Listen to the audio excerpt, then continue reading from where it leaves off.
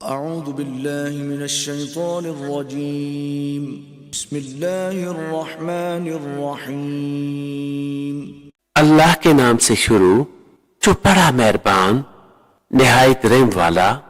وَجَعَلُوا لِلَّهِ مِمَّا ذَرَأَ مِنَ الْحَرْثِ وَالْأَنْعَامِ نَصِيبًا فَقَالُوا هَذَا لِلَّهِ بِزَعْمِهِمْ وَهَذَا لِشُرَكَائِنَا فَمَا كَانَ لِشُرَكَائِهِمْ فَلَا يَصِلُ إِلَى اللَّهِ وَمَا كَانَ لِلَّهِ فَهُوَ يَصِلُ إِلَى شُرَكَائِهِمْ سَاءَ مَا يَحْكُمُونَ۔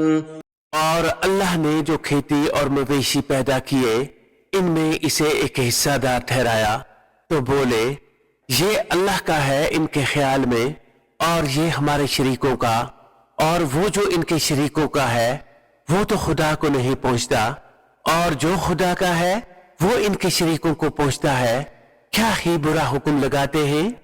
وَكَذَلِكَ زَيَّنَ لِكَثِيرٍ مِّنَ الْمُشْرِكِينَ قَتْلَ أَوْلَادِهِمْ شُرَكَاؤُهُمْ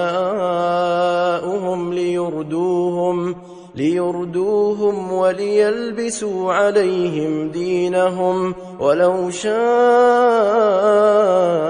اللَّهُ مَا فَعَلُوهُ فَذَرْهُمْ وَمَا يَفْتَرُونَ۔ اور یوں ہی بعض مشرکوں کی نگاہ میں ان کے شریکوں نے اولاد کا قتل بھلا کر دکھایا ہے کہ انہیں ہلاک کریں اور ان کا دین ان پر مشتبہ کر دیں، اور اللہ چاہتا تو ایسا نہ کرتے، تو تم انہیں چھوڑ دو، وہ ہیں اور ان کے افطرا۔ صدق اللہ العظیم۔